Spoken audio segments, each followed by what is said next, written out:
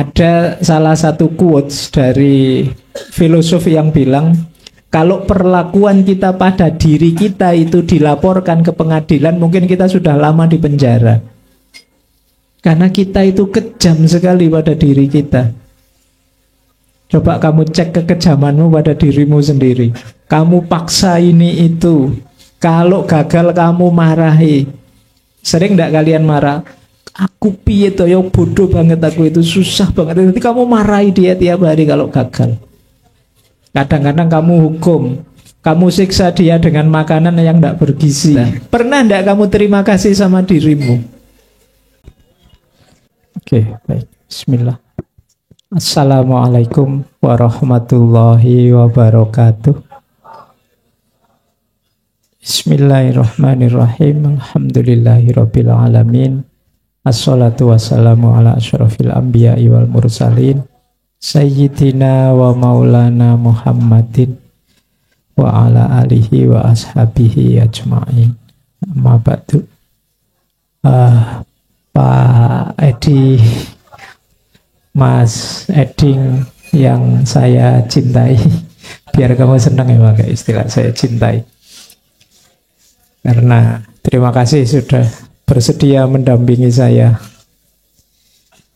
Mungkin kalau tidak sampean tidak kuat dekat saya itu.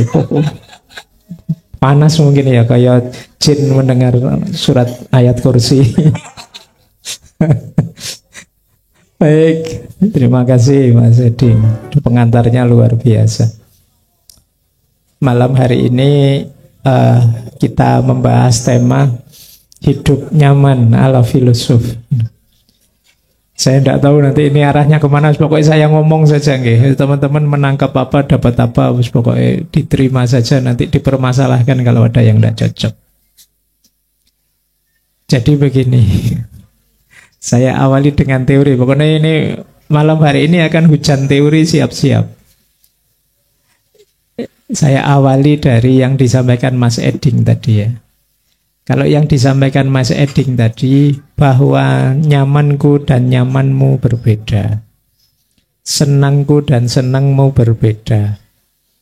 Itu kalau di dunia psikologi namanya level pleasure life. Level pleasure life itu level kesenangan. Jadi apa yang saya senangi, mungkin Mas Eding tidak senang. Apa yang dia sukai mungkin saya juga tidak senang. Ini level pleasant life atau pleasure life. Ini juga jenis kenyamanan, tapi hubungannya dengan perasaan. Makanya sifatnya sangat subjektif. Saya suka susu jahe seperti ini. Mungkin Mas Eding tidak suka. Beliau tidak suka kalau ada jahenya. Mungkin beliau maksudnya susu panas, pikiranmu kemana? Jadi itu kan selera namanya, suka tidak suka. Pleasant life. Setiap orang mengejar kesenangannya sendiri, itu pleasure life. Ya bagus sih ya, karena hidup ini ya diciptakan untuk kita bahagia. Allah itu menciptakan kita, diberi aneka fasilitas, termasuk dikasih nafsu, dikasih hasrat, dikasih ambisi, ya biar kita senang. Kok coba kita ndak dikasih itu semua kayak malaikat, ya kita ndak ada kesenangan-kesenangan termasuk seperti malam hari ini.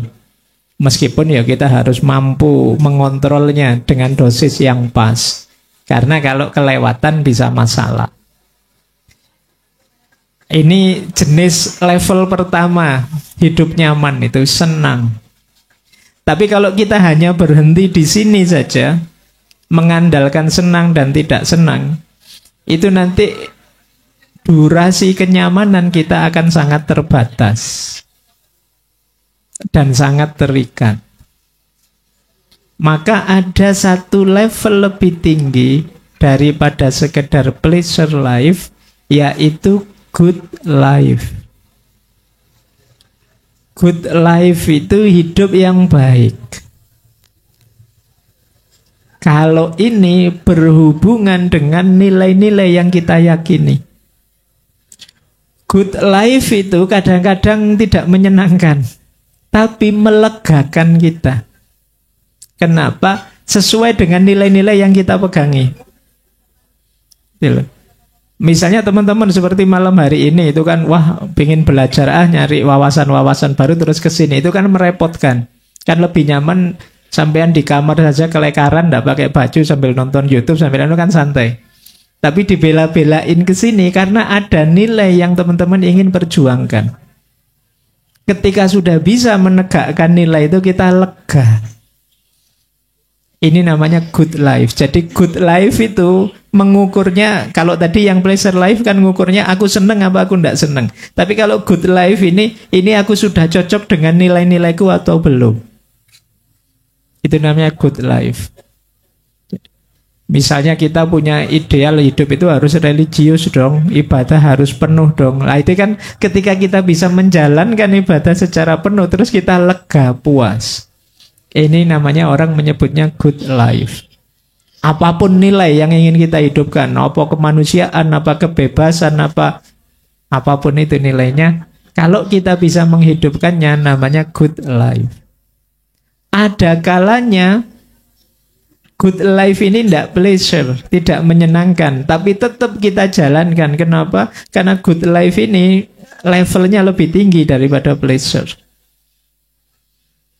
Kepuasannya jauh lebih panjang dibandingkan pleasure. Kesenangan itu durasi paling singkat dalam hidup nyaman. Kalau kalian hanya mengandalkan perasaan, apalagi kalau teman-teman lari ke neuroscience, durasinya rasa senang itu terbatas. Tergantung hormon-hormon tertentu yang mewarnai diri kita. Yang kemarin senang bisa saja nanti berubah jadi sudah tidak enak, sudah bosen, sudah jenuh. Itu kesenangan. Jadi apapun itu, apakah makanan enak, apakah minuman, apakah bahkan pasangan, itu kalau orientasinya hanya untuk senang-senang, percayalah durasinya singkat. Yuk kita menjalin hubungan tanpa komitmen, yuk yang penting senang-senang saja, yuk percayalah tidak akan lama. Ya memang kan nyari senang Pak, ya berarti ya memang kamu pengennya singkat saja.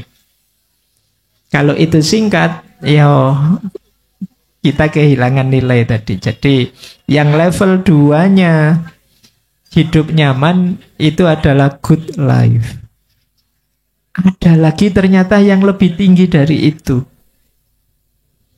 Tidak sekedar good life, tapi meaningful life.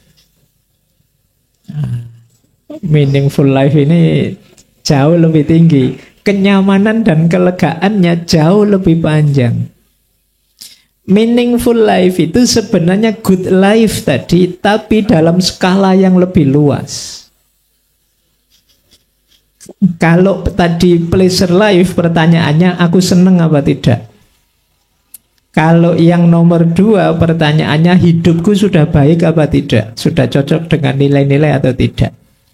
Kalau yang nomor 3, meaningful life ini, hidupku bermanfaat enggak untuk orang lain? Sejauh mana kehadiranku memberi kebaikan tidak hanya untukku, tapi juga untuk lingkungan sekelilingku? Ini namanya meaningful life. Di level pleasure life, kalian senang tapi hanya setengah. Di level good life, kalian senang, nyaman seutuhnya. Di level meaningful life, kalian senang, nyaman sepenuhnya. Karena berhubungan dengan banyak orang di sekelilingmu. Kehadiranmu sangat bermakna. Sekarang teman-teman boleh cek ya, selama ini kehadiranku itu, diriku itu masih pleasure life, ataukah sudah mulai merancang untuk good life, atau jangan-jangan sudah nyampe makom meaningful life. Nah, saya tidak tahu teman-teman ada di mana, atau saya belum tiga-tiganya Pak. Seneng juga enggak, baik juga enggak tahu, apalagi meaningful. Jadi uripe susah banget itu sudah. Nah, ini bahan refleksi kita ya. Jadi kenyamanan di level filosofis itu biasanya terus diambilnya meaningful life ini. Hidup yang bermakna, hidup yang berarti. Hidup yang manfaat, maslahat, dan nanti ada imbuhannya, ada tambahannya dari Allah namanya barokah. Barokah ini nanti penjelasan yang berbeda, levelnya juga berbeda. Baik, jadi saya sebut ini dulu. Kita sudah dapat 3 ya, satu teori pertama. Untuk ngecek apakah saya ini masih pleasure, hanya senang-senang saja, ataukah good life, sudah benar hidupku, sudah baik, ataukah meaningful life, sudah berarti memberi banyak pada sesama. Yang kedua, ini tentang kenyamanan lagi. Tidak mungkin dalam hidup kita itu nyaman terus, enak terus, baik terus. Hidup itu ya naik ya turun, ya enak ya ndak enak. Kadang-kadang kita cocok dengan nilai, kadang-kadang juga ndak cocok. Kadang-kadang kita itu disyukuri oleh lingkungan kita, kadang-kadang juga dijengkelkan oleh lingkungan sekeliling kita. Jadi hidup ini kadang naik, kadang turun. Ini pun harus kita terima. Kita menyangkal bahwa kita tidak mungkin senang terus, itu akan menyusahkan kita. Jadi banyak orang yang menilai dirinya, Pak, saya itu bahagia kok, Pak. Begitu dia mengalami kesulitan, kesedihan yang tidak membahagiakan, langsung drop. Karena persepsinya dia tentang dirinya itu saya bahagia. Tidak siap menghadapi masalah. Kalau dalam bahasa psikologi ada istilah self-readiness. Self-readiness itu diri yang selalu siap menghadapi apapun. Jadi di antara rumusnya kalau teman-teman ingin hidup nyaman itu bukan saja teman-teman mengejar kesenangan, tapi siap seandainya mendapatkan sesuatu yang tidak menyenangkan. Nah, ini kalau diomongkan gampang, tapi kalau dijalankan tidak semudah diomongkan. Jadi kita siap menerima kepahitan apapun. Kalau istilahnya Ki Ageng Surya Mentaram itu menarik. Saiki neng kene ngene aku gelem. Menarik ya. Saiki itu sekarang, neng kene itu di sini, ngene itu begini, seperti ini, aku gelem, saya mau. Oh, ini tidak gampang nih. Kita itu selalu nawar kan. Saiki, misalnya kita mengalami kepahitan saat ini kan kita nawar, mbok yo besok saja, jangan sekarang. Misalnya tiba-tiba HP-mu drop, padahal nanti rencananya mau ngajak foto. Loh, baterainya habis ini kan, terus kamu piye yo? Loh, itu kan kamu bisa kiamat itu kalau tidak punya kemampuan daya tahan tadi, kesiapan menghadapi masalah. Maka saiki saya juga siap Bapak kalau memang ada kesulitan hidup, memang begitu, kadang naik, kadang turun. Neng kene di sini, kedisinian, ngene itu begini, aku gelem ya, saya terima, apapun itu saya terima. Misalnya teman-teman ini yang tadi membayangkan, wah nanti saya dapat kursi yang bisa kelihatan dari depan, bisa akhirnya dapatnya tiker misalnya. Tapi ya tetap saiki neng kene ngene aku gelem. Nggak membayangkan ngantri di situ panjang, tapi begitu ngantrinya panjang ya ndak apa-apa. Hidup itu ya memang gitu, kadang cocok, kadang nggak cocok. Saiki neng kene ngene aku gelem. Tadi ndak membayangkan apa, ternyata ngalami juga ya, saiki neng kene ngene aku gelem. Dalam arti apa? Ini kalau teorinya Ki Ageng Surya Mentaram ini istilahnya ngelemi kahanan. Jadi mau dengan situasi apapun yang kita hadapi. Ini juga bagian dari kenyamanan hidup. Kalau kalian tidak hanya bisa mengejar kesenangan, tapi juga bisa menanggung kesulitan, percayalah hidupmu nyaman terus. Yang bikin kita tidak nyaman itu kadang-kadang karena kita tidak siap. menghadapi kesulitan. Padahal kita tahu hidup ini tidak mungkin lancar terus, senang terus. Jadi rumus keduanya selain tadi ya kita ranking ada pleasure life, good life, dan meaningful life. Rumus keduanya adalah nggelemi kahanan. Mari kita terima apapun situasi yang kita hadapi. Apakah itu sedang up ataukah sedang down. Nah, ini rumus keduanya. Termasuk ketika yang kita harapkan berbeda dengan kenyataannya. Itu juga kita harus. Kadang-kadang orang itu menganggap saya nanti pasti senang kalau keinginanku terpenuhi. Kenyataannya banyak terjadi keinginanmu terpenuhi tapi senangnya tidak datang. Dan itu sering terjadi. Kayak kemarin misalnya di UIN baru ada wisuda. Mahasiswa senang sekali karena kemarin kan pengen wisuda, sekarang wisuda. Tapi begitu wisuda, terus ada orang tanya, gimana ini rencananya setelah wisuda? Mengkeret lagi sudah. Duh, ternyata mencapai keinginan tidak seindah yang dibayangkan. Terus tahun-tahun selanjutnya kamu tidak ngapa-ngapain tolak. Ditanya, ngapain tidak tahu Pak? Mahasiswa ya tidak, kemarin masih enak statusmu mahasiswa. Sekarang begitu lulus ganti statusmu.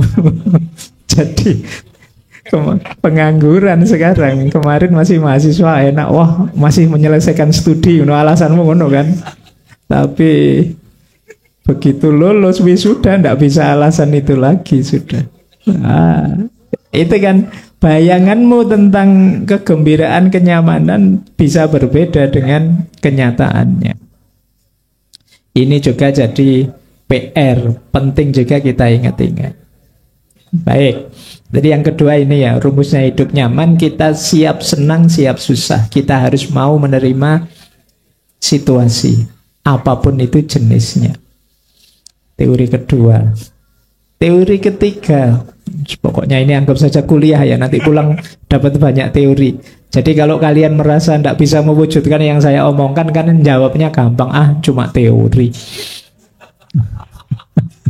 Santai saja, cuma teori, tidak harus terlalu galau. Yang ketiga, ada konsep begini, kalau teman-teman tertarik ya. Belakangan ada istilah namanya slow living.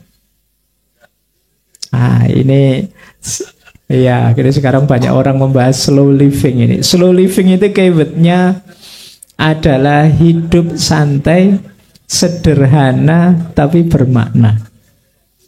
Coba ya kalian bisa enggak? Sekarang banyak yang pakai tiga istilah ini. Santai, sederhana, dan bermakna. Iyo, ini lagi-lagi jargon sih, yang diucapkan seindah itu tapi dijalankan sesulit itu. Jadi konsep ini sebenarnya lahirnya dari Itali. Ada seorang penulis dan kawan-kawannya namanya Carlo Petrini. Saat itu dia berjuang, sebenarnya awalnya bukan slow living tapi slow food. Jadi dia dan teman-temannya ini sedang demo, sedang memprotes pendirian McDonald di mana-mana. McDonald itu kan terkenalnya sebagai fast food, makanan cepat saji, yang itu yo tidak sehat dan lain sebagainya. Itu kan kita menyebutnya fast food. Nah mereka ini protes, mbok ayo kita bikin gerakan antitesisnya fast food ini. Nah nanti dikenal sebagaimana slow food. Nah, boleh nanti Pak Edi bikin menu slow food. Yang lain kan menunya fast food semua, kita bikin slow food. Slow food itu zaman itu di Italia tahun 80-an itu ya makanan-makanan tradisional yang dimasak dengan berkeringat, dengan capek, tapi ya rasanya ngangeni. Tidak sekedar makanan cepat saji yang bikinnya kurang nyeni. Jadi pelan-pelan tapi ya itu tadi penuh gizi, enak, ada seninya masuk. Hidup tidak terburu-buru. Ya seandainya ngopi ya tidak sekedar cepet-cepet bikin kopi, tapi dinikmati setiap tegukannya, tidak ke susu-susu. Fast food itu kan hanya untuk orang yang ke susu-susu. Pingin segera beres, segera jadi, terus segera melakukan kegiatan ini, kegiatan itu. Khas barat dengan logika efisiensi. Nah, kita boleh ngambil antitesis ini karena konsepnya Peter ini nanti diambil oleh penulis yang lain namanya Carl Herone dengan konsep slow living. Hidup juga begitu. Kalau bisa yo jangan terlalu cepat lah. Kenapa sih jangan terlalu cepat? Kalau terlalu cepat mungkin kamu sukses, tapi kamu tidak bisa menikmati prosesmu jadi sukses. Padahal proses juga penting loh. Kalau kamu tidak menikmati proses, berarti kamu tidak mengambil pelajaran dari proses. Jadi itu gunanya slow living. Slow living itu ayo direm sedikit, jangan cepet-cepet. Itu kan kebalikannya hari ini. Hari ini tuh kan semua pengen cepet. Kamu kuliah juga diwanti-wanti sama dosenmu, kaprodimu, kamu harus lulus tercepat terbaik kan gitu. Terus nanti dapat selempang tulisan cum laude, tercepat terbaik. Iya, dan kamu tidak menikmati masa kuliahmu, tiap hari absen kuliah, apalan, kamu terus lulus cepet. Iya, jadi nanti ditanya, kamu di Jogja 4 tahun sudah jalan-jalan kemana saja? Ya dari kos ke kampus, Pak. Nggak ngerti kiri kanan, kamu nggak menikmati. Jadi ayo dinikmati hidup ini. Allah itu menganugerahkan waktu itu antara lain untuk dinikmati. Kok kamu loncat-loncati, kok kamu buang-buang, kamu ingin segera mencapai ini, mencapai itu. Iya, capailah, tapi nikmati waktumu, take your time. Yo meskipun jangan disalahpahami, oh kalau begitu saya malas-malesan selama ini sudah pas itu Pak. Bukan itu, beda dengan males-malesan ini. Jadi begini nanti, slow living itu rumusnya yang pertama mindfulness. Mindfulness itu kamu menikmati setiap detik hidupmu, kamu menyadari apa yang kamu lakukan dan menikmatinya. Kita sering, hari ini kan era multitasking. Kamu tidak bisa hanya melakukan satu aktivitas di satu waktu. Kamu misalnya nongkrong di kafe ini kan tidak sekedar nongkrong saja, tidak sekedar minum kopi saja, tapi ya dengerin musiknya sambil kamu buka HP-mu dan lain sebagainya. Kamu tidak kuat satu aktivitas di satu waktu. Jadi kamu tidak bisa menikmati setiap teguhan minumanmu, menikmati setiap cemilanmu. Kamu misalnya di sini sambil pegang HP sambil minum kopi. Kamu tidak sadar kopinya itu rasanya enak apa tidak enak. Aduh, tidak ngerti. Begitu ditanya gimana rasanya kopinya di basa-basi, ya gitu sih kopi itu. Seperti kopi-kopi yang lain. Kamu tidak bisa spesifik. Kenapa? Selama ini kamu terlalu cepat menikmati hidupmu. Pelan-pelan. Mindful itu menyadari setiap detik yang berlalu dari hidupmu. Ini membuat kita, ya kalau dalam bahasa agama, lebih bersyukur. Banyak orang yang hidupnya tidak sekarang dan di sini. Hidupnya nanti di masa depan atau kemarin di masa lalu. Ada yang masih belum move on dari 3 tahun yang lalu, pikirannya kemarin terus. Ya mungkin kemarin, astagfirullah, calonku sudah nikah sekarang. Ya padahal dulu saya. Pikiranmu kesangkut di sana, tidak maju-maju. Ada yang pikirannya di masa depan. Besok saya jadi apa ya Pak? Jodoh saya kayak gimana ya Pak? Model itu ngarep terus. Kamu tidak sempat menikmati masa kini. Dan itu ya membuat hidup jadi tidak terlalu nyaman bagimu. Karena kamu tidak bersyukur, tidak mindful tadi. Nikmatilah, wong Allah itu menganugerahkan setiap helaan nafasmu itu kan untuk disyukuri. Indahnya luar biasa loh kalau kamu lihat di UGD itu untuk bernafas saja pakai alat bantu, ventilator, dan itu mahal. Kamu gratis menghirupnya tapi tidak pernah sadar dan tidak pernah menikmati. Itu baru hembusan nafas, belum detak jantung, belum yang lain-lain. Nikmat di sekelilingmu banyak. Kadang-kadang pikiranmu paneng terus, sampai disopo temenmu sambil senyum kamu tidak sadar, merengut terus, mencureng terus. Iya, temennya sudah siap-siap senyum, kamu mencureng, temenmu nggak jadi senyum akhirnya. Kan kamu sering begitu, pikiranmu tidak di sini. Jangan-jangan ya malam hari ini banyak yang raganya di sini tapi pikirannya di mana-mana. Kamu tidak menikmati momen malam hari ini, mungkin karena pacarmu ada di mana gitu. Wah, ini tak tinggal ke sini, jangan-jangan digodain orang-orang ini di sana. Sedang ngapain ya? Mungkin bisa begitu pikiranmu. Kamu tidak menikmati momen yang ada di sini, galau oleh bayanganmu tentang masa depan, masa lalu, atau pikiran aneh-aneh apa. Itu yang disebut mindfulness. Yang kedua, slow living itu kalian harus menyediakan waktu khusus untuk me time. Waktu yang untukmu. Banyak sih saya yakin di sini orang-orang baik yang seperti tadi ingin hidup bermakna, berguna bagi yang lain. Kamu luar biasa jasamu untuk orang lain, tapi lupa dengan dirimu sendiri. Ada salah satu quotes dari filosof yang bilang, kalau perlakuan kita pada diri kita itu dilaporkan ke pengadilan, mungkin kita sudah lama di penjara. Karena kita itu kejam sekali pada diri kita. Coba kamu cek kekejamanmu pada dirimu sendiri. Kamu paksa ini itu. Kalau gagal kamu marahi. Sering tidak kalian marah? Aku piye toh, ya bodoh banget aku itu, susah banget. Nanti kamu marahi dia tiap hari kalau gagal. Kadang-kadang kamu hukum, kamu siksa dia dengan makanan yang tidak bergizi. Kamu siksa dia dengan kegemaranmu yang menyakitkan dirinya.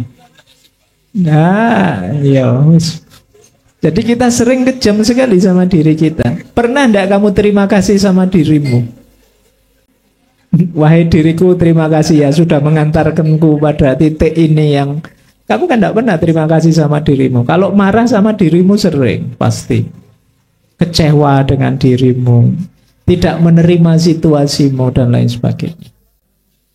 Maka pentinglah kamu sediakan waktu khusus lah. Ya kalau tidak bisa tiap hari, ya seminggu sekali lah me time. Pak, saya suka sekali lihat video-video yang gitu, saya ngambil me time tiap hari untuk itu. Ya itu so, tidak boleh. Nanti kamu malah nyesel. Itu termasuk menyiksa dirimu loh ya. Dosa itu bagian dari kamu menyiksa dirimu sendiri. Jadi ciri kedua itu, ambil me time.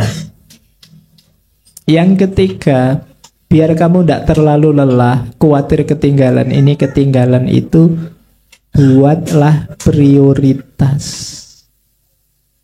Iya, dalam hidup kita ini memang banyak hal penting. Tapi ya enggak semuanya kamu urusi sekaligus biar selesai tuntas segalanya semuanya. Capek kamu nanti. Apa saja mau kamu urusi. Bikin prioritas. Oh ini nomor 1 Pak, kalau yang ini nomor 2, kalau ini yang nomor 3. Kalau bisa jalan semua oke, kalau enggak bisa ya saya dahulukan yang ranking lebih tinggi. Itu menghindarkanmu dari kelelahan yang tidak perlu. Kadang-kadang kita itu, waduh Pak, saya harus kuliah ini, tapi organisasi gimana? Walah pacar nelpon lagi Pak, harus minta dijemput. Ayo kamu dahulukan yang mana ini? Apa kuliah, apa organisasi, apa pacar? Kalau setiap kali tabrakan kamu harus mikir, waktumu habis, energimu habis. Cara paling gampang apa? Kamu bikin prioritas. Saya di Jogja ini Pak, saya karena anak rantau, ya nomor 1 kuliah, nomor 2 organisasi, nomor 3 pacar. Ini contohnya. Atau terserah kamu, tidak wajib begitu. Oh karena saya ini anak rantau juga Pak, ya saya nomor 1 pacar Pak, karena saya khawatir tidak dapat lagi kalau sudah saya lepas. Nomor 2 organisasi, kuliah terakhir saja lah Pak, gampang itu. Loh boleh, monggo saja. Kamu yang punya hidupmu, yang ngatur prioritas dirimu. Tapi adanya prioritas memudahkanmu untuk memutuskan menghemat energimu. Banyak keluhan anak-anak muda hari ini itu kan overthinking. Overthinking itu mikir dalam, mikir luas hal-hal yang tidak perlu. Kadang-kadang sudah mentok, sudah buntu, ya kamu stres karepe dhewe akhirnya. Cara paling mudah untuk menghemat energi berpikirmu apa? Bikin prioritas. Saya nomor 1 ini, Pak. Nomor 2 ini, nomor 3 ini. Nah, jadi, ya kalau ndak tabrakan sih ndak apa-apa. Tapi kalau begitu tabrakan, jalankan sesuai prioritas. Jadi, ini yang dimaksud slow living. Jadi kamu nyaman, ndak kesusu-susu, ndak terburu-buru, santai dinikmati setiap detik hidupmu. Nah, yang terakhir untuk slow living ini, tipsnya adalah frugal living. Atau kadang juga pakai istilah minimalisme. Yang sering merepotkan kita adalah kepemilikan sesuatu yang berlebihan. Apa saja itu? Makanya tadi rumus kedua kan sederhana. Sederhana itu mbok kita hidup yang pas saja, jangan berlebihan. Kita itu kadang berlebih-lebih. Boleh saya tanya, di kamarmu ada berapa baju? Atau kalau anak kos mungkin saya sebut di kamar ya, nggak di lemari ya, karena anak kos itu kan bajunya nyandal di mana-mana. Kan mestinya jumlahnya banyak anak-anak hari ini tuh. Wong kamu setiap buka Shopee terus nutul. Pesan lumayan mumpung murah, begitu nyampe kamarmu ada kualitasnya kok begini tipis kayak sarangane Anda jadi dipakai. Sudah beli numpuk saja. Dipakai sekali ternyata nggak enak, numpuk lagi. Bayangkan berapa banyak barang yang harus kamu rawat yang nggak kamu pakai. Ada baju yang kamu sayangi, eman-eman kalau dipakai besok kalau ada acara penting. Lah wong hidupmu ndak pernah penting. Jadi bajunya ndak pernah dipakai. Nanti begitu mau dipakai, sudah ndak muat ternyata. Atau sudah out of date zamannya, ndak zaman lagi baju kayak gini. Lah terus kamu capek-capek merawat baju, beli baju kemarin buat apa? Jadi kadang-kadang kita mengikut arus tren saja, kita lupa bahwa kepemilikan itu kan harusnya ekuivalen dengan kebutuhan. Kalau memang butuh, perlu ya ndak apa-apa. Tapi kalau sekedar koleksi, ndak terlalu butuh, ngapain? Apalagi kalian yang mahasiswa, hidupnya hanya di satu kamar kos misalnya, itu apa saja dibeli. Kadang-kadang kita itu manja kan, pengen melakukan sesuatu, gimana caranya ada sapu yang jalan sendiri ya, terus kamu beli yang elektronik itu. Begitu kamu taruh, ndak karu-karuan nyapunya, terus malah ndak bersih, akhirnya numpuk di pojok gudang. Kamu nyari alat untuk ini, kamu beli, ini gimana caranya pembersih layar HP, kamu beli, kamu semua. Padahal ya ndak ngefek ya, kamu pakai biasa saja kan bisa. Tapi kamu beli, nanti lama-lama ya ndak kepake juga, numpuk.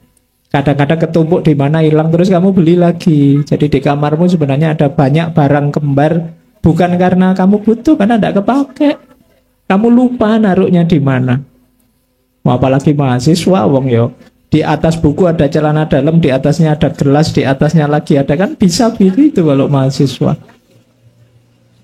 Ayo ya kamu latihan frugal living. Coba nanti setelah ini kamu kembali ke kamar, coba kamu tunjuk satu-satu barangmu. Ini saya masih butuh ndak? Masih perlu ndak? Ini masih butuh ndak? Masih perlu ndak? Coba beranikan diri, ndak terlalu butuh sih, turun dari layar. Sumbangkan saja kalau memang ndak terlalu butuh. Mungkin yang lain lebih perlu daripada yang sedang numpuk di kamarmu. Kadang-kadang kita itu sayang ya Pak, siapa tahu kapan-kapan kepake. Dan kapan-kapan itu ndak pernah datang. Iya. Jadi kamu memelihara sampah. Jangan lupa, semakin banyak kepemilikan ya semakin banyak kerepotan. Kamu harus merawatnya. Mungkin kamu harus beri pewangi. Mungkin kamu dan ngeboti lemarimu dan lain sebagainya. Padahal kalau orang-orang sufi itu ya baju itu maksimal 3. Kalau sufi lo ya. Kalau kita kan 3 itu kan 1 dipakai, 1 dicuci, 1 ditaruh disimpan. Nanti yang dipakai dicuci, yang disimpan dipakai, yang tadi dicuci disimpan, muter terus. Lupa kalau pas kebetulan kepakai semua ya sementara nggak pakai baju. Di kamar kan nggak apa-apa. Jadi tidak terlalu banyak yang kita butuhkan. Pedomannya fungsi saja. Jangan tren, jangan gaya. Oh, ini gaya hidup seperti ini mulai dipopulerkan di mana-mana. Kita terlalu banyak sampah. Sampah apapun, ya termasuk sampah pikiran. Yang tidak perlu. Pikiran yang tidak perlu, mau kamu buang saja, ngapain sih? Nyusah-nyusahi hidup kita. Baik, jadi ada beberapa rumus tadi ya. Yang pertama, apa mau Mas Eding? Tak takoni bendak ngantuk. Lali dia. Apa ayo?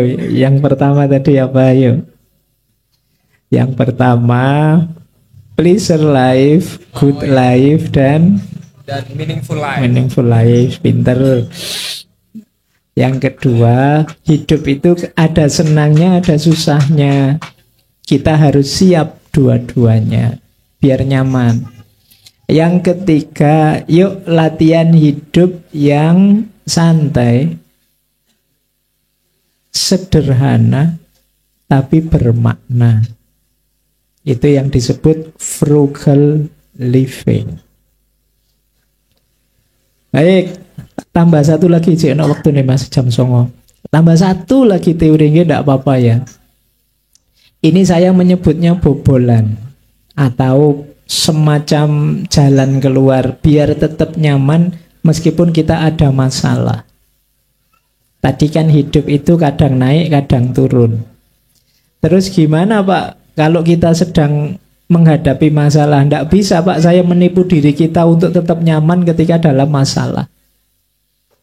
Ya jujur saja, kalau sedang ada masalah ya sedih Pak, kalau tidak ada masalah ya senang. Kan hidup itu normalnya begitu.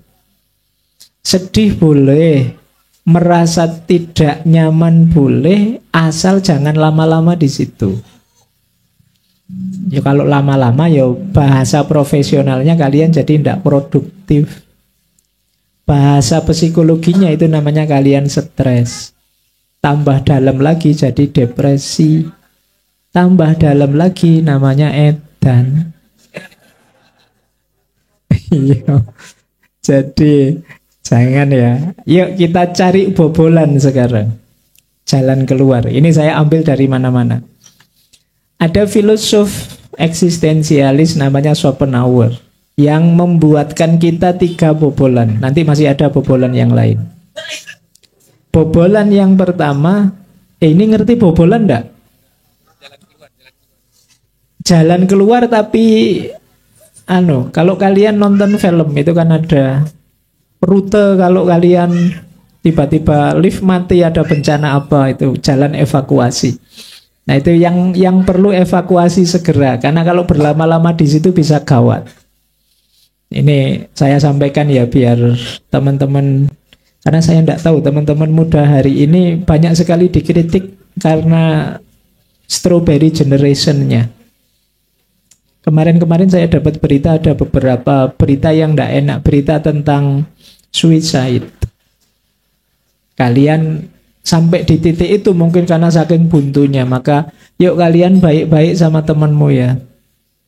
Dengarkan dia kalau sedang curhat. Dengarkan saja. Jadilah pendengar yang baik pertama-tama. Jangan terlalu bersemangat untuk menasehatilah. Kadang-kadang nasihatmu tambah bikin ruwet. Ya, kadang-kadang kamu terlalu semangat menasehati itu orang tambah jadi drop. Apalagi kamu nasehatinya rodo dalam itu, wah, kamu melanggar perintah Allah sesuai surat Al-Baqarah ayat sekian. Iya. Itu orang sedang bermasalah tambah judek, apalagi mbok ancam-ancam neraka, itu ancamannya neraka, itu tambah stres koncomu. Jadi yuk latihan jadi pendengar yang baik dulu ya. Karena mungkin teman-temanmu yang sampai di titik buntu itu sebenarnya ingin didengarkan. Kita itu sebagai sahabatnya kadang-kadang ya, karena mungkin terlalu sering ngaji, jadi wawasanmu luas. Kamu dicurhati 2 kata, kamu ceramah 10 menit. Nanti dulu nasihatnya dengarkan dia sampai tuntas, karena Kadang-kadang yang seperti itu sebenarnya dia hanya ingin didengarkan dan diakui dan didukung dan diterima. Jadi jadilah teman yang baik hari ini ya. Amati sekelilingmu. Kalau ada teman-temanmu kelihatan sedih, gelisah, ya kamu dekati, kamu temani. Ya meskipun jujur saja kamu jawab tidak punya, kalau tiba-tiba dia bilang pinjam 100 dulu dong. Ya. Ya kalau dia tiba-tiba bilang gitu ya kamu jawab saja podo. Kita senasib kalau dalam hal itu. Nah begini, ada 3 bobolan, ada 3 jalan keluar dadaan yang disarankan oleh Schopenhauer. Yang pertama namanya jalan estetik, yang kedua jalan etik, yang ketiga jalan asketis. Ini sama-sama tik-tik atau sama-sama tis-tisnya. Yang pertama jalan estetik. Jalan estetik itu ya sederhananya lewat seni, lewat hobi dan lain sebagainya. Dalam rangka apa? Katarsis. Boleh kok Pak, kalau sedang stres sama sekali boleh kamu lari ke seni, misalnya dengerin musik, nonton drama Korea, apalah kegemaranmu apa, jalankan, tidak apa-apa. Itu namanya katarsis. Cari jalan untuk healing. Yang suka jalan-jalan ya jalan-jalanlah saja untuk healing. Sedang suntuk-suntuknya dirimu keluar, jalan-jalan, itu namanya katar. Iya, masalahmu tidak hilang, tapi kamu tidak sejudek itu, tidak sestak itu. Jalan estetik itu jalan keluar sementara, karena dia memang sementara, tapi berguna untuk meredakan ketegangan-ketegangan yang ada dalam dirimu. Tidak usah malu-malu. Kalau sukanya koplo ya dengerin koplo saja, sukanya dangdut dengerin dangdut saja, tidak apa-apa. Tidak usah khawatir dicela orang, alah kamu gayamu metal, dengerannya campur sari misalnya, tidak apa-apa. Selera itu beda-beda, setiap orang wajar. Mungkin kamu pakai baju jean yang keren itu, begitu didengarkan lagu India ternyata. Ya tidak apa-apa, yang penting kamu ada pelampiasan untuk nyaman hidup. Kadang-kadang kan kita dengerin musik itu rasanya semua masalah selesai sementara, tapi itu yang disebut katarsis. Kalau sukanya nonton film, nonton saja. Sukanya main game, ya main game saja. Tapi jangan game online yang judi ya, nanti malah tekor kamu. Biasa saja, jangan ngeslot. Jadi ini katarsis namanya.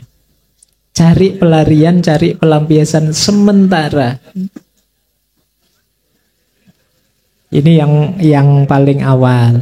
Tapi kalau memang teman-teman ndak nyaman Pak saya, wong itu cuma sementara. Mbok ada yang lebih permanen, ada. Yaitu jalur etik atau jalur etis. Jalur etis ini maksudnya apa? Lakukan kebaikan sebanyak mungkin untuk mendistraksi kesedihanmu. Karena kebaikan itu pada orang lain membahagiakan. Kamu ada masalah apa gitu, wes sudahlah, daripada sumuk-sempek, hari ini semua di kos-kosan ini saya bantu nyapu dan bersihkan kamarnya semua misalnya. Itu contoh sih. Kalau ada yang mau ya bagus. Tapi kan capekmu bisa menutupi kesedihanmu dan membahagiakan. Nanti teman-teman kosmu pulang, terima kasih padamu semua, terus kamu ditraktir. Tapi ini bisa mendistraksi lebih panjang, melakukan kebaikan. Ini namanya jalur etis. Di jalur etis juga bermakna anchoring. Anchoring itu saya terima, saya susah, saya terima, saya sedih, asal saya tidak ini, tidak itu yang sifatnya negatif. Jadi ini jalan kedua. Jadi kalau teman-teman sedang suntuk luar biasa, tidak ada solusi, mau ini sulit, mau itu sulit, ambil jalan etis. Kalau estetik tidak bisa. Lakukan kebaikan apa saja. Kebaikan sosial boleh, kebaikan personal boleh. Kebaikan personal itu ya kebaikan untuk dirimu sendiri. Kalau ini pun masih belum sembuh, Sulit sekali Pak, saya ini masalahnya besar sekali, problemnya besar sekali. Ada jalan ketiga, kata Schopenhauer, ini jauh lebih permanen, yaitu jalan asketik. Jalan asketik itu kalau istilahnya Ki Ageng Surya Mentaram, ini jalan mungkret. Ya, mungkret itu mungsret. Apa ya bahasa Indonesia ini mungkret itu ya? Mengkerut. Jadi menjauh sebentar dari keramaian. Jadi dalam rangka apa? Mengurangi keinginan-keinginan. Sebagian besar kegelisahan, kegalauan kita karena keinginan-keinginan kita yang tidak tercapai.